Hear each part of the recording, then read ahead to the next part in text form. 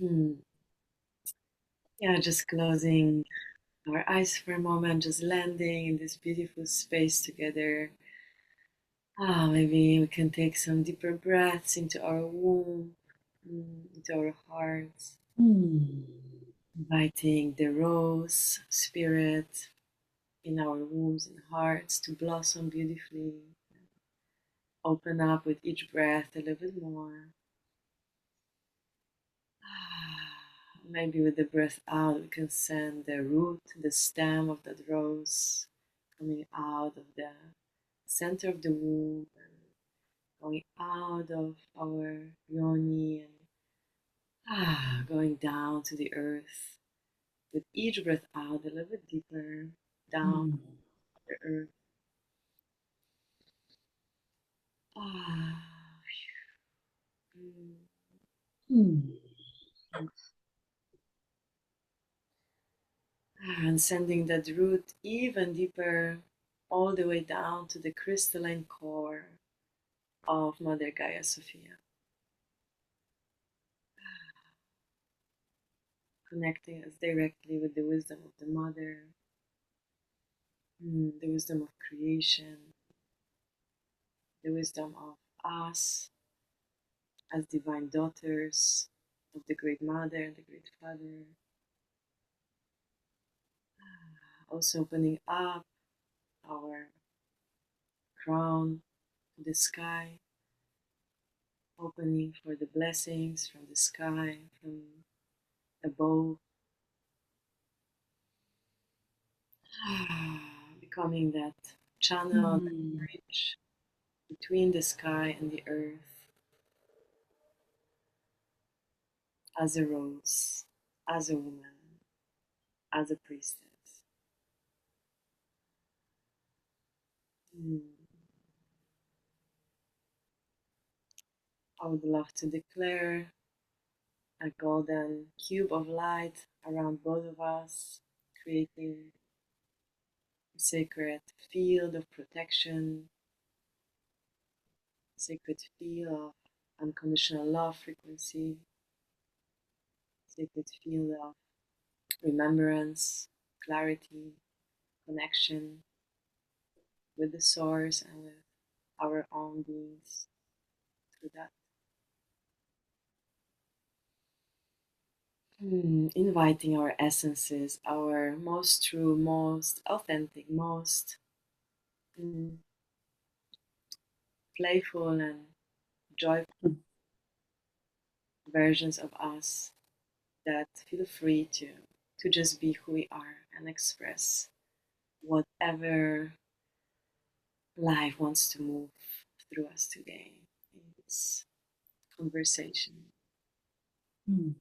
And I would love to offer and consecrate this beautiful time with you, sister, and this conversation, this weaving to well-being of all, to liberation of all, and specifically to happiness and empowerment, enlightenment to all wombs, to all women on this earth.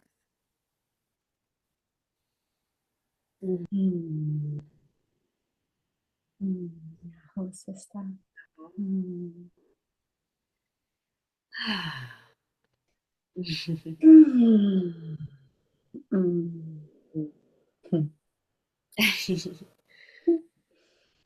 Mm. Ah. Yeah. Mm. Ah, yeah. I feel very honored to be speaking today with Alexandra. Beautiful rose priestess, a Venus priestess that I got to meet 5 years ago in the moon dance in Austria. And ever since, I felt such a strong connection with her, with you, on the first dance where you were with your honey, where Alexandra was like bringing little honey, little earth to every dancer in the space. And yeah, I've been in contact all the time, not all the time, but every now and then we were in contact and meeting again. And there were always those very powerful moments of, yeah, be it healing touch or sacred connections from the heart in the womb space. And yeah, now I'm just really grateful to be talking to you here as such a goddess that really brings the wombs, activates the wombs of the woman around her, and yeah, activating a very, very deep portal also of the dragons. And yeah, just there's so much magic flowing through her, and I'm really, really, really happy to be talking to you on my podcast today. And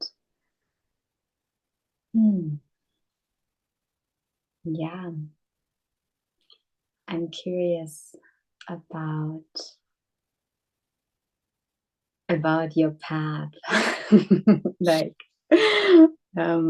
you're now hosting these beautiful Venus temples where I'm also happy to dive into deeper later. But I'm really curious a bit about, yeah, how did your life story unfold in a nutshell on this spiritual path?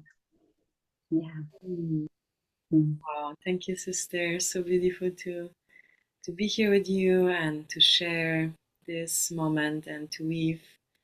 I'm just very touched to always crossing paths with my priestess sisters in moments that are just meant to come together, right? And who plans it, we don't know, but it always happens in the right moment.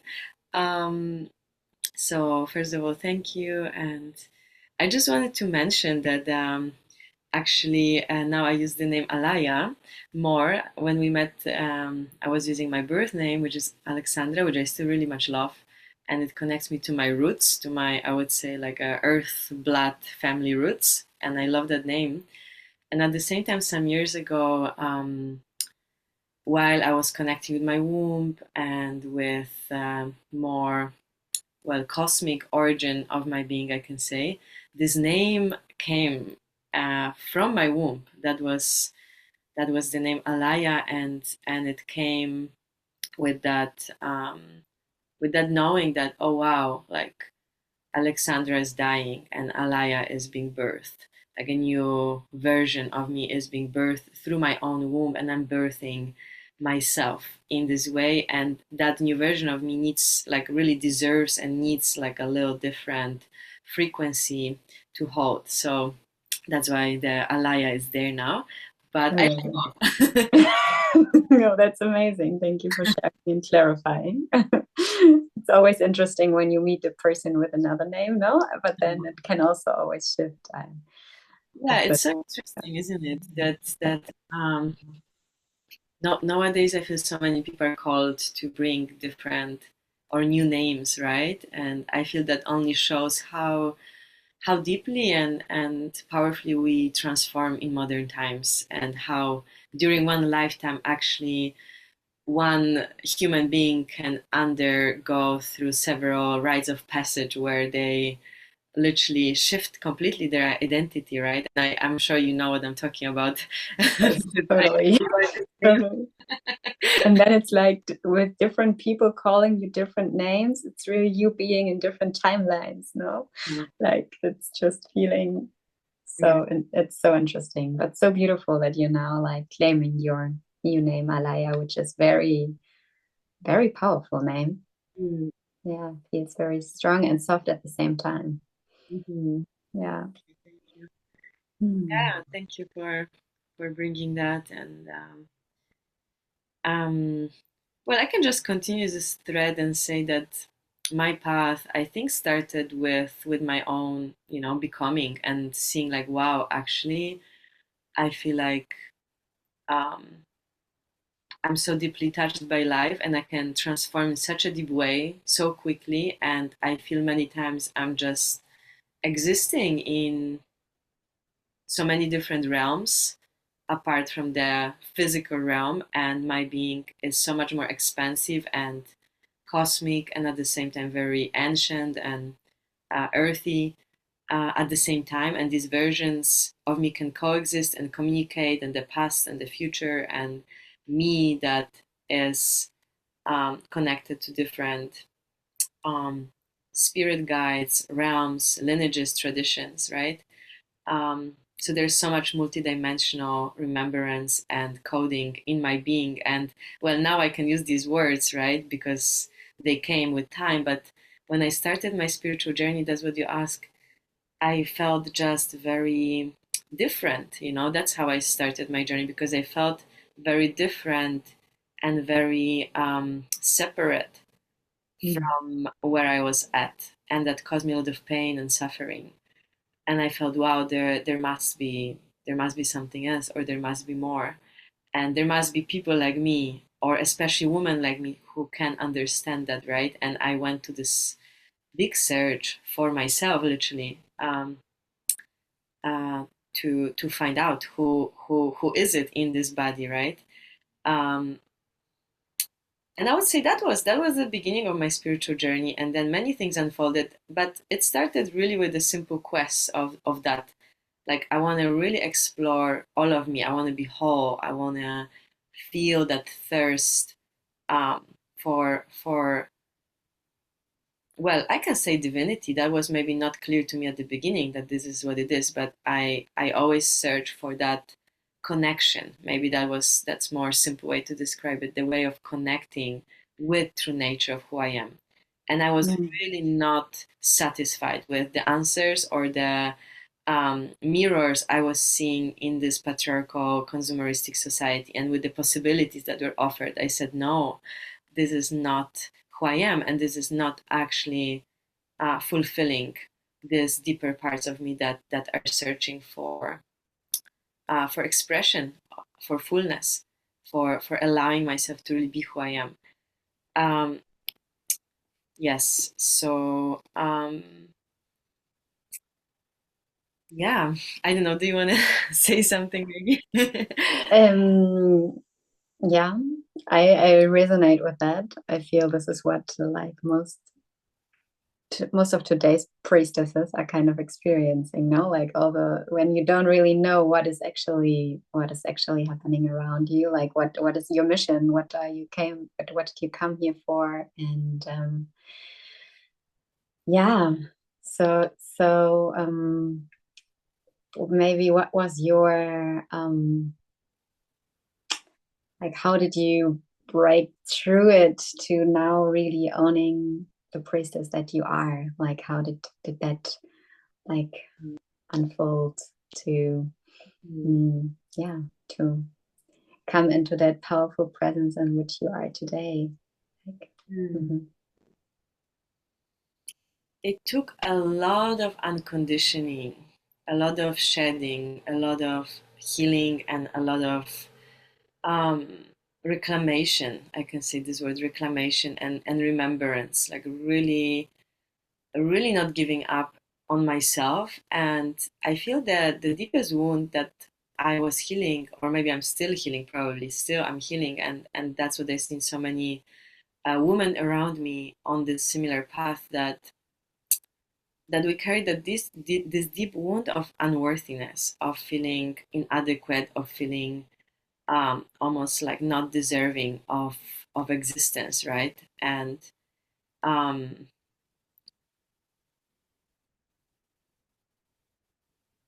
and mm, this is definitely this is very sad and very challenging, because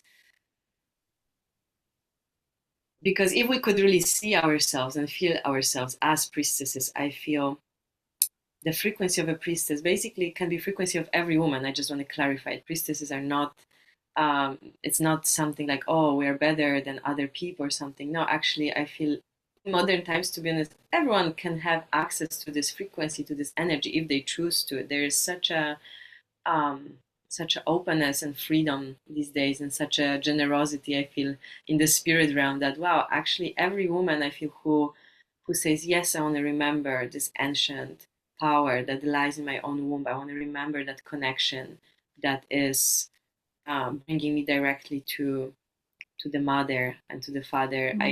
She can't do that. It just takes, again, it takes really it took me really a constant, I think, a constant process of loving myself. To be honest, that's the most simple way I can describe it, of constantly remembering, like wow, like this is the biggest priority in my existence, to truly deeply love myself, love my whole being, love my body, love my womb, love my mind, my thoughts, my being, uh, really cherish, adore, devote myself to becoming, and not, you know, from this like egoic, grasping perspective of, oh, like I want to be so great, or I want to look so good, or I want to be this leader, I want to be this, or I want to be that. Not at all. From the most humble, selfless place of like, wow, I want to become that love and be that beacon of love in the world, because in that way I am the most of service and the most of truth, and actually realizing that we see we don't have to do anything, we don't have to achieve anything. That deep understanding, I feel this is, again, I feel like very much a priestess way, or a woman's way, feminine way of revolution, of transformation, of change in the world. It's not going out there, you know, outside of us, and fighting or doing something with the world around us or others. It's really going deep inside and seeing where are still these knots, or these dense places that need more luminosity, or more opening, or more, again, love and care. So I do feel yeah, this path of the priestess is a very humbling path. It's not, I think, what really I don't know, social media or any other sources portray it to be.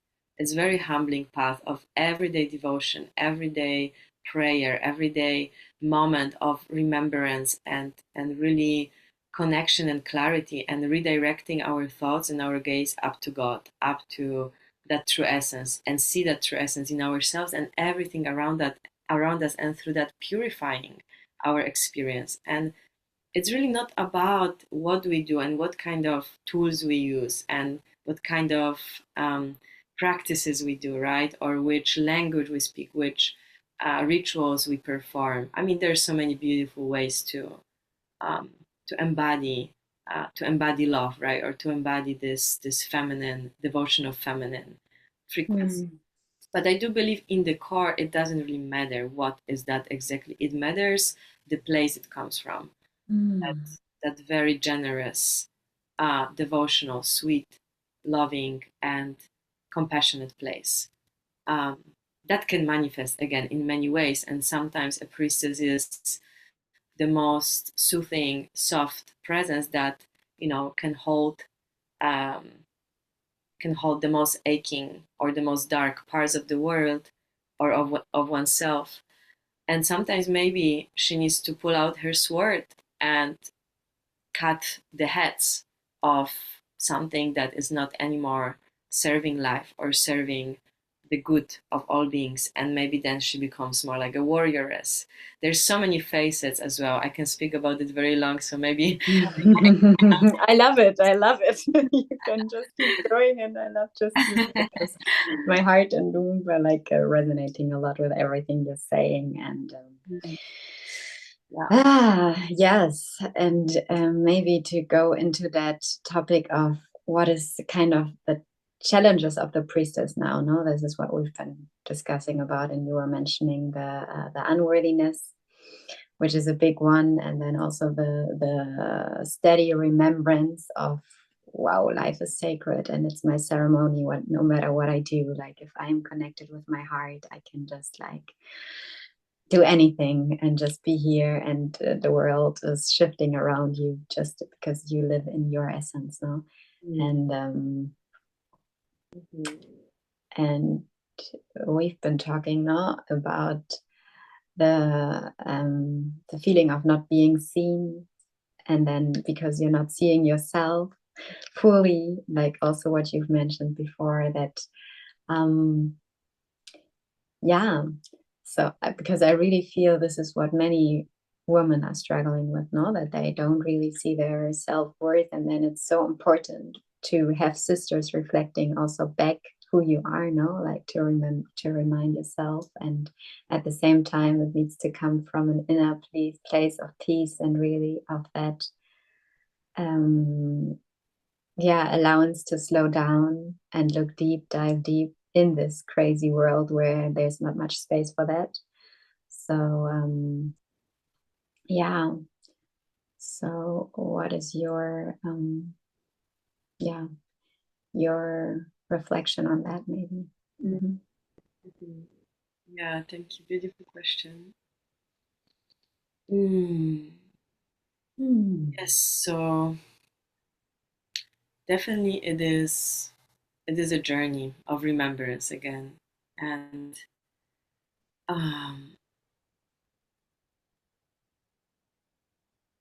yeah, where to start even? In uh, the body. Funny. Yeah.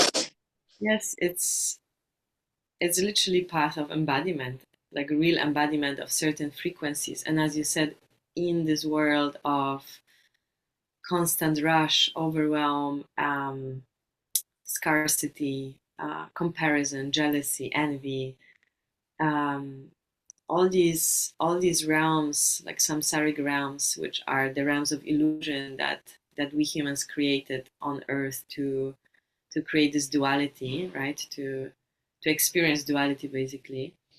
We are in them, right? So it's interesting. It's interesting experience to be in a human body. On one hand, there's like intrinsic experience of suffering while being on Earth because it's the nature of this plane, and at the same time, um, we do have a choice. We do have a choice to choose or to take a sovereign stand of like, what is my frequency, what is my energy, what is my field. And it's really like we were gifted by God with free will, and we always have that free will, and we cannot blame anything or anyone outside of us if we feel disconnected or separated, because we have that gift again, and that will, free will, to stay in connection, stay in oneness. And it sounds easy, right? But it's like the most, I think, difficult and challenging and like um, everyday devotional work to stay in our own frequency. And I think this is really a sacred responsibility of each, especially woman, right? I mean, all the beings essentially, but especially women, because we are these very sensitive, receptive beings, even through just the act of being in a female body, having a womb. Naturally, we are a vessel of receiving, right? So we receive the energies, the frequencies, and the informations from outside of us. And I feel like one big challenge that I see is really like staying strong in our energy. And that takes, well, intentional work. So this is something like energy practices. This is like body, like embodiment, feminine embodiment. This is alchemy of our energy. This is work with our breath, with the sound, with dance, with um, our luminous body. There's different bodies. There's physical body, but there's also our energetic luminous body. So these things that priestesses back in the days practice actually in very, contained spaces, like in very ancient times in temples, in maybe a little bit more recent times, still priestesses or medicine women, oracles, midwives, you can call it in this way as well. There were these sort of, they still had, these kind of women still had a role in a community or society or a village or so ever.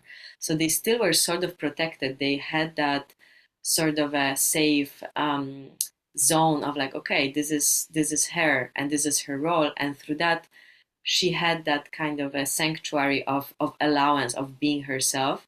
And actually, I don't know if you know that, but priestesses and medicine women for very, very long time in human history, they were provided for, they were Mm. protected, they were taken care of by the community or by the society, because it was just worldwide recognized, you know, how valuable and crucial and essential is a woman who has these healing oracular powers, because she was the of the health of the whole community. And Mm. it just makes me actually so sad and angry to know that in our society this role is completely undervalued, eradicated, and completely unrecognized these days, right? There's Mm. No support system, like, no or support system at all, let's say from the upper um, structures, right? And again, we are not victims. We have a sovereign choice. We are responsible for our reality. This is what it is. We decided, you know, like whenever I get in this sort of state, I always remind myself, I decided to incarnate in this moment, right? For a reason, because I have all the tools, all the all the things I need to break through these patterns, these limitations, these societal, cultural, ancestral amnesia and wounding, to remember again, hey, this is who I am, and I will pave my way no matter what and however. So here we go. I feel to a little bit like a possibilities, but maybe I will still touch this point that you mentioned about being seen. Definitely, this what I just mentioned brings up a big wounding of not being seen, because back in the days, again, as I said, we probably remember still when we were almost like worshipped for embodying, you know, these frequencies of for example, the rose depends which lineage we were incarnated into, or yeah, there were priestesses in all types of cultures in all places on earth, embodying and connecting to the specific frequency of the land they were on. So there's so many types of medicine women and priestesses, right? With very unique medicines and gifts, but we do remember that when we were embodying that in the past, we were actually supported and gifted and really, really appreciated and seen, right? So not to have that in modern times, it feels almost I feel like these deep wounds of abandonment and betrayal, not mm. belonging, Mm. are activating in us, and these are the deepest wounds touching this place in us where we feel like, oh, actually, I am loved by the mother, I am protected by the father, and it's that strong. I feel the illusion that the samsara is that strong that we even tend to question, like, oh, am I really a daughter of God? Am I really a daughter of the divine mother? Am I really like important and precious and loved? We question these things, which is for me like um again Mm. uh impossible even to process, because again, if we really truly see ourselves from the inside out and outside in, um, there is such immense, incredible beauty, power, and light in women who carry the code of the priestess. And if we only knew and could see ourselves in that immense power and birthing potential and creational potential, we would know like, wow, actually, there's nothing that's impossible for a priestess, especially and moreover if she is connected with other priestesses. And I think that's why, you know, patriarchy and these control systems, modern control systems, thought control systems, and so on, all the darkness of this world like really like targeted the medicine woman and the priestesses, because they knew, wow, there's nothing that can cover that light. this can illuminate anything. The power of the womb that's enlightened in Christ, that's enlightened in through nature of love, it can transform and dissolve anything into nectar, into love, into elixir. This is what the womb is on the physical and metaphysical level. And the Mm. priestess is a woman who simply remembers that, realizes that, and embodies that, and knows how to work with her own essences, with her own sexual energy in a spiritual way, and can connect again the realms of the matter and the realm of spirit. And that's this is who Mother Mary was. She was literally this womb alchemist, right? Who they say, oh, like uh you know um I don't know, I hear many voices questioning, like, oh, how it's possible, like Mother Mary was a virgin, it's not possible. It's not in, even in, there's no possibility in a average person consciousness to even imagine or feel that this is possible, to bring spirit into matter just with the intention and will. And I do believe priestesses are these sort of beings. Like, we can literally materialize spirit into the tangible form. Um, so, so if we really remember that and understand that again and again, that we don't need nothing from outside, we just need a simple recognition of our own beings. Like, wow, I am that powerful. I am that connected. I am that strong and at the same time gentle in myself, that I can be purely feminine and just love myself deeply and stay in beauty, and respect to creation, and through that I can also bring to life the reality around me in whatever way I am, again, attuning to. Because I feel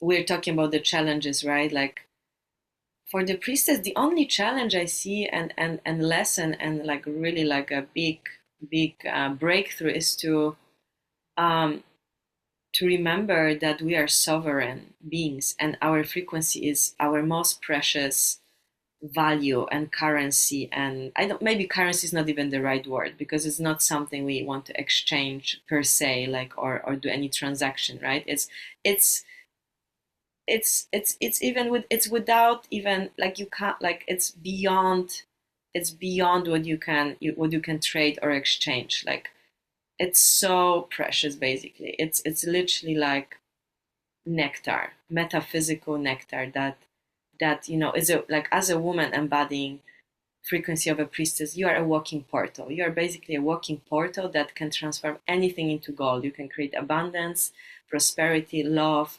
harmony, peace anywhere you go. And again, everything works in the invisible realm, in the subtle realm. So again, I think the priestess challenge is to not, fall into the modern world's illusion of that, oh, if it's not visible, if it's not tangible, if it's not in your face, if you don't have a great, marketing strategy, or you are not rich, or you don't have beautiful clothes, or you don't, whatever, appear certain way, that you are not worthy of what you feel you are. No, this is bullshit, right? Like, as a priestess, you can be, in the most humble, um, in the most humble appearance, hidden alone in the forest, and being just there with yourself. And you can bring such a deep value to yourself and to life just by beingness, right? So again, here Mm. the codes of patriarchy, again, of needing to deserve, needing to do, needing to complete, needing to blah blah blah, all this stuff, right? Like, again, we need to cut the heads of that, and say, no, I don't submit to these requirements for me to feel that I am worthy of being who I am. And again, by embodying that, by anchoring that, we can see how, again, the feminine can truly unfold. Because the feminine doesn't unfold when someone controls her, or someone wants to, be her a certain way, or the feminine is not something, or it's literally like wisdom of life, shakti, the elixir of life, that will only, like, it will only expand and serve, and open these higher frequency portals if we allow it, if we create space for it, if we say like, yes, I want to be the container and hold the structure for that. And that's the only thing that we have to do. And trust, truly trust, and stay in faith and pray and stay connected with other women. Remember together, reflect to each other who we are, right? And don't not let outside world and these lies, and these deceptions to catch us. And they want to catch us, our deepest pain points, our deepest wounds, right? All this, as I mentioned, the abandonment, betrayal, unworthiness, it can catch us at any corner. You go out of your house, at any corner, something can catch you. But then again and again, coming back to love, loving ourselves, and staying in devotion to who we are, and not betray ourselves with these even small choices in life. Speak the truth, be who you are. Don't submit to rules that don't honor your feminine nature. Stay connected with your womb and hear her voice, and not suppress her voice, because she always has something important to say. And yeah, I think for that, it's really the last thing I want to say in this long sharing, that for all these points that I just mentioned, it's also important to just come together with other sisters, because it's so easy to forget. It's so easy to drown in our own misery and forgetfulness. Um, and this is how we are created as women. Like, feminine is about oneness, is about interconnectedness, right? So we are one womb connected through different fractals and aspects and embodiments, archetypes of the feminine, and we can come together as sisters and reflect to each other these different things that we need to see, right? And always mysteriously, magically, when we take this choice and we come together in a circle, there's exactly what we need to see or feel or experience, right? Oh. And this is what you're offering now. Also, this is what is going to come up in a beautiful container. Maybe you want to invite us there. Thank you. Yes, of course. I can invite. Well, you're invited already. I mean, yay! But if anyone hears that, and any of your sisters hear this, and something sparkles in your heart, in your womb, you feel like, oh wow, this resonates, or oh wow, this is something I'm longing for. Um, there's many possibilities, right? I can say that the spaces I open are spaces of deep multidimensional remembrance of feminine. And I work specifically with the energy of Venus, because I do believe Venusian frequencies bring a lot of wisdom and evolutionary codes of remembrance to us as women, as well as to the whole planet. Venus is sort of like a kind of a twin sister of Earth, and I do believe it's sort of like a higher timeline, I call it, of planet Earth. So sort of like, if there was more love and more harmony and more peace on Earth, that would be kind of Venusian reality, right? So in this Venusian portals that we open with sisters, there is there's also a lot of actually embodiment, and a lot of like channeling, you can call it, or just becoming, opening ourselves to become something, right? So as much as I love speaking and sharing and talking, and I feel this is also very important, many times in the circles of women and the circles I hold, I really focus on like the ritualistic embodiment aspect, where we really can not only from the mental level and the intellectual level understand, oh, priestess, this is priestess, but actually really feel it in our body, really experience it, really allow that sort of frequency in our being to expand, and dive into the mystery together, and really again sense it through the body, through the senses. It's kind of like I think, again, for me, how I understand women coming together as priestesses is women coming together to really allow the sacred sensual force of creation that is animating our experiences, who we are as women. We are sexual beings, and this can be our course or can be our biggest gift and miracle when we truly connect the serpent. The Venus Priestess circle that I offer is literally that, where I feel like, apart from sharing and connecting with sisters through talking, I really love to bring women together and really open the channel of our energy and connect again the womb and the material, the lower realms, the holy darkness that is beautiful in us, also the shadows, the depth, the all the all the things of being a human, right? With the higher frequencies and higher realms where we are one with the divine when we're connected directly to source. And that's what it is for me, the holy serpent, or in the tradition we are both connected, the Quetzalcoatl, the feathered serpent. So it's the serpent, the Kundalini force that rises up to the sky, and that is for me union. This is the union of the masculine, the feminine, right? The dark and light, the inner and the outer, above and below. All these polarities that we play with in this existence. As a priestess, as a woman in this sort of a circle, we can really like tap into very, very tangible union or oneness. And this is sort of oneness or union that is not connected to, only like having sex with a man, like that very literal union that probably is also super beautiful and very, very important. That's another theme and another world that is very important for us women to touch. But I do feel like where it starts, where you can really open up in a safe container and at the same time expand in this safe way in our pleasure as well as in our medicine and our power, is actually first in the container of woman. And I feel this is really like strengthening and opening us to really understand what is that wild, divine, mysterious, auspicious part of me that it's hidden somewhere there in the deeper realm of the invisible, subconscious mystery of me as a woman.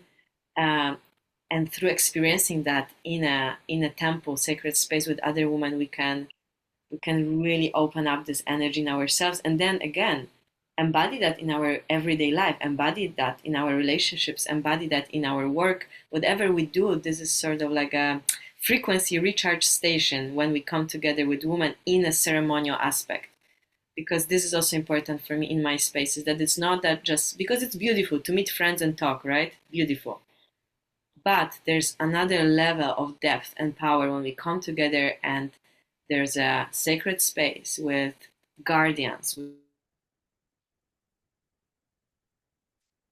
spirit guardians, with the sacred prayers and intentions, with the clarity in the space, with the certain technology that's involved in the space, with the etheric and spiritual energetic setup that is designed for that divinity to emerge from us, right?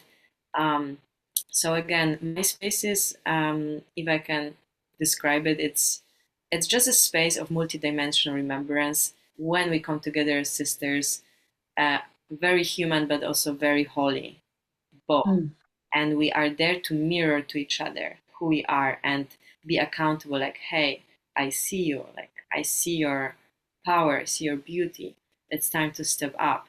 There's no place for victimhood, there's no place for hiding, no place for drama. There's only place for this pure devotional love between sisters and rising together as one mandala, equal, without hierarchy. This is old old stuff. Like, we can really bring and birth together a lot, because there's so much power already in one womb. But if there's many wombs together, wow, this is incredible. There's so much possibilities. So there's this space, as I mentioned, Venus Priestess Circle, that is online space actually, because I really want to make it possible to connect with sisters from around the world. And this is very exciting for me that this is possible through these modern technologies. So this will open on the 22nd of July with the Mary Magdalene Feast Day, where we're gonna dive into our womb and connect with the energy of the rose, the lineage of the rose, and invoke also the Mary Magdalene as like enlightened womb, maestra, and guide for us in these modern times. And I do feel this figure of Mary Magdalene. It's such a beautiful, again, beautiful guidance and wisdom source, because what is Magdalene for me is Magdalene is each woman who chooses to embody that sacred eros and love and power of the womb in the way that's exactly accurate for her. So each Magdalene is unique. It's like each sister is unique, each Magdalene has this, like she carries this mission that is maybe the same for all priestesses, that is like service, right? That is devotion, but how she embodies it, what kind of arts, what kind of medicines, what kind of gifts she will bring, what kind of transformations and deaths she has to undergo, it's unique to her. So we will be guided by that. Mm, magic. So much magic and wisdom in all you're saying. Thank you so much. It's like coming through.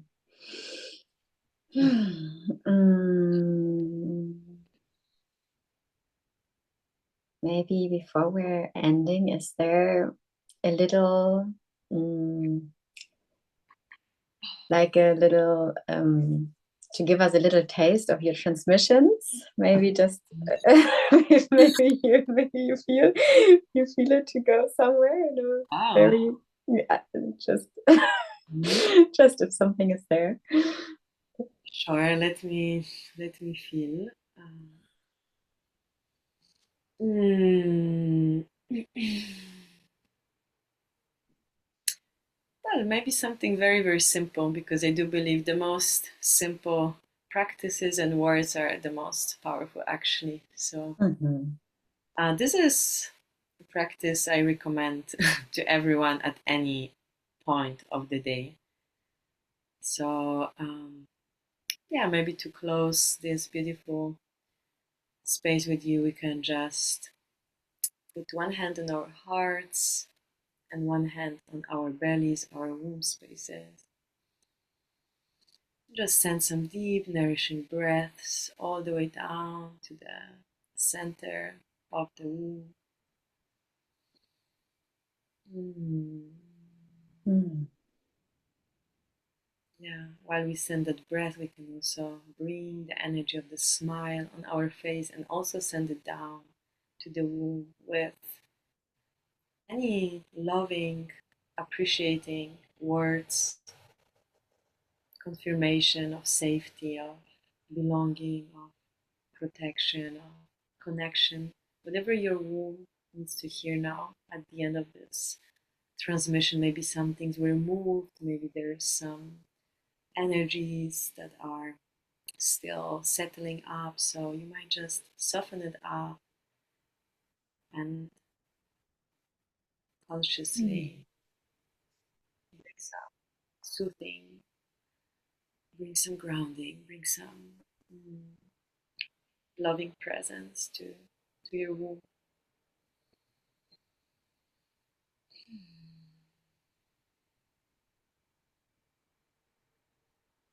Sending that smile, the love through the energy of the smile as well. So it can be really felt like that sweet kiss from the inside.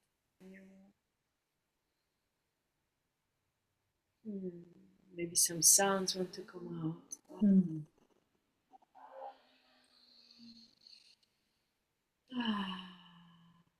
Mm. Maybe any gentle side wants to be vibrated in your space, or any subtle sound is coming out of your mouth organically, just allowing that as well as the anchoring of the frequency of the womb, of your womb in the space that you are.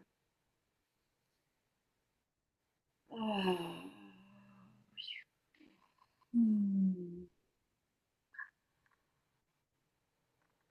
Ah. Mm. Mm.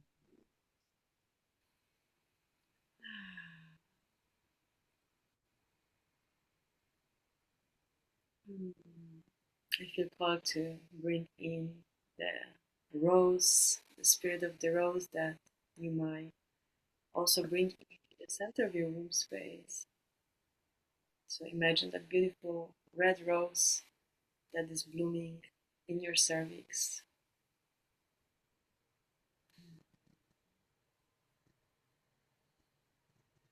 Focalizing all the energy in her, allowing her to realign, reattune, rebalance your spiritual, energetic, physical bodies.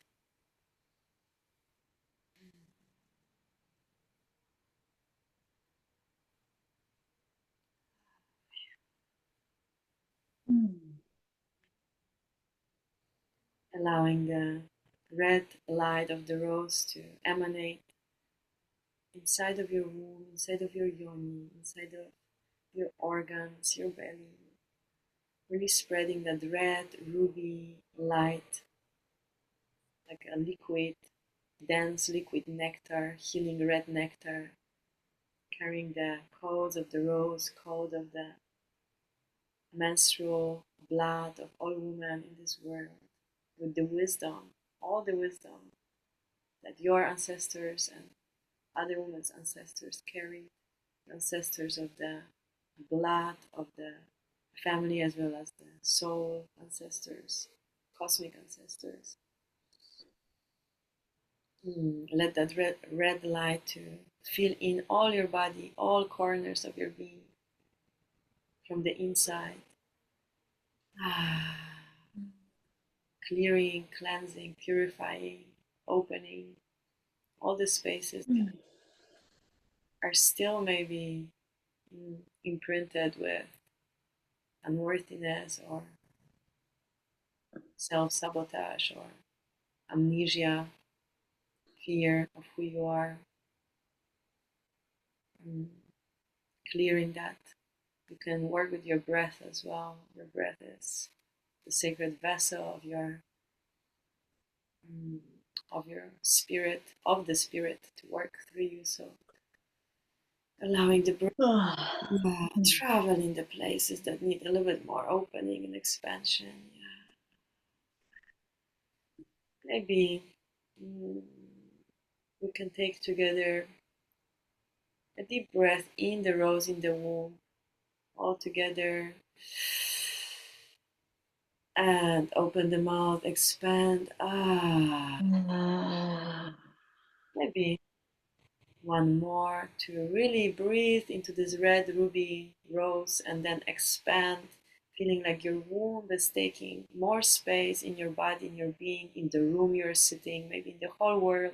So again, taking deep breath into the rose with the sound of fully feeling the womb, the belly, the chest, holding for a moment, and then opening, expanding the red light out of the womb, out of the body, out of the room. Mm. Taking more space with the frequency, sacred frequency of your womb space, sister. You are safe. You are welcome. Mm. You are loved, and you are wanted. The energy of your womb is welcomed and wanted and needed. Mm, Take a little moment for integration. You can bring the energy back to yourself now, collect it back in the chalice of your womb, in the chalice of your heart, drinking Mm. that nectar, your own nectar. Mm.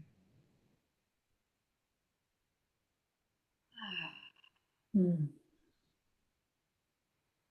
and gently, slowly, allowing the rose to to close the petals in the womb, to gather all the information, come to the closure. So the rose is not disappearing, she just comes to rest a little bit, close the butt. Yeah.